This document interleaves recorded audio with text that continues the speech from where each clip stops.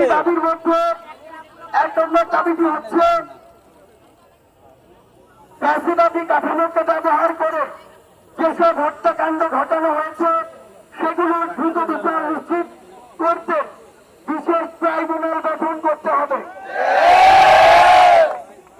2 নম্বর দাবিটি হচ্ছে সংখ্যালঘু ভাই বোনদের উপর আওয়ামী লীগ ও 14 দল সহ যারা পরিকল্পিত ডাকাতি ও লুণ্ঠনের মাধ্যমে গণ অভ্যুত্থানকে বিতর্কিত করার প্রচেষ্টায় অংশগ্রহণ করেছে তাদের বিচার নিশ্চিত করতে হবে।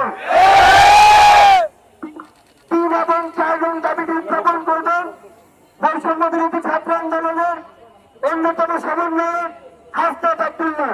3 নম্বর দাবিটি হচ্ছে প্রশাসন বিভাগে যারা ছাত্র জনতার অভ্যুত্থানে হামলা মামলা এবং হত্যাকাণ্ডকে বৈধতা দিয়েছে এবং ফ্যাসিবাদ বারংবার কায়েম করার চেষ্টা করেছে তাদের দ্রুততম সময়ে অপসারণ বিচার নিশ্চিত করতে হবে।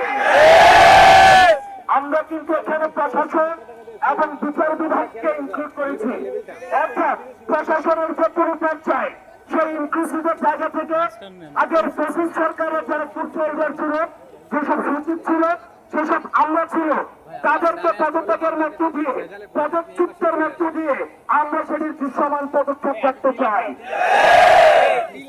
আমাদের 4 নম্বর যে দাবিটি হচ্ছে সেটি হচ্ছে প্রশাসন ও বিচার বিভাগে যারা এতদিন বৈষম্যের শিকার হয়েছে তাদের জন্য সবার জন্য ন্যায্যতার ভিত্তিতে সমান সুযোগ সুবিধা নিশ্চিত করতে হবে। আপনারা জানেন আগের যে প্রশাসনটা সেটা ছিল হাসিনা আর তুষামতি প্রশাসন।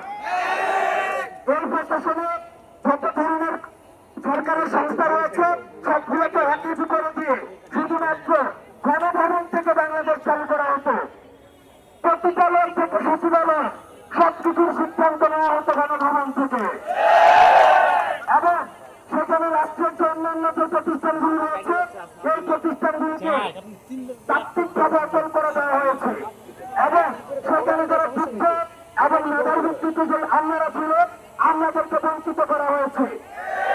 4 নম্বর দফা দাবিতে সেখানে ব্যক্ত করা হয়েছে এতদিন ধরে যারা জেলখানা আওয়ামী বঞ্চিত হয়েছে তাদেরকে মেধার ভিত্তিতে ন্যায্যতার ভিত্তিতে আবার সুযোগ সুবিধা নিশ্চিত করতে হবে।